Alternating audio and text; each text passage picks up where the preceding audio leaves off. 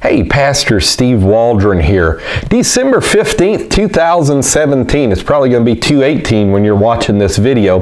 But this is in the Mirror from the UK, and it's all about a dinosaur that was found in India with flesh still on it. Now, this is consistent, obviously, with young Earth creationism. It's consistent with, in the UK alone, I think over 200 dinosaur sightings over the year. The Nile-Palestina mosaic that has dinosaurs on it. The T-Rex bones in Montana that were found with flesh and blood on it. Look, dinosaurs didn't live 66 million years ago. Dinosaurs were on the ark, and dinosaurs were congruent with mankind. They just died because of the different climatological changes that occurred after the flood, and also because man hunted them to extinction. Here's another picture of that, and then in just a moment we'll get right below that and it'll show the type dino that it looks just like. Now, I know in Italy there was a man in the 1400s, it was recorded, that fought a dinosaur that looked very similar to this. Beowulf, which has been shown to be a historical document, not fiction. Well, he's fighting Grendel and the female Grendel and the flying serpent. These all look like pterodactyls and different types of dinosaurs. And how about the dragon legends of Arthur and the knights and Sir Gawain, and then also in China. And even Marco Polo, when he got to China, he said that there was dinosaurs dragging the chariot of a Chinese emperor. So, I mean, I think the evidence is just overwhelming. Now, of course, evolutionists will go into apoplexy to explain this, to unexplain this, and negate the evidence that's right before their eyes. This is just a facsimile of the type dinosaur it was.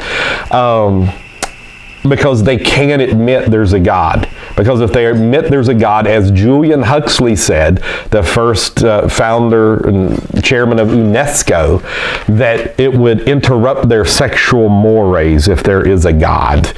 And so there is a God, and he gave us commandments to live by. And you know there's a God, no matter how much you would try to say there's not.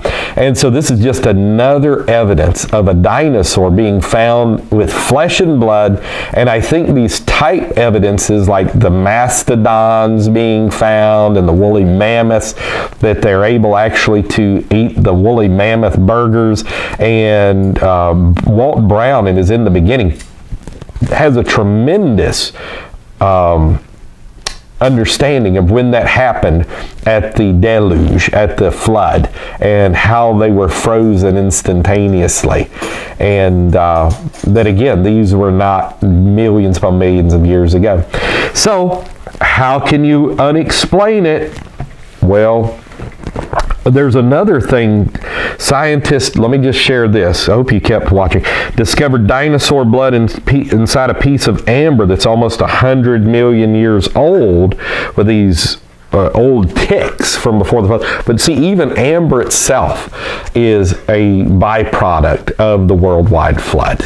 And so is fossilization itself. Tell me how else fossils could be formed. They couldn't. And in the ways that the fossils are formed, and fish eating other fish being fossilized, and carnivores, omnivores, and herbivores in the same place. They're trying to get to high ground to flee from the flood. How can there be shark teeth on top of the Himalayas? Because there was a worldwide flood. Open your eyes.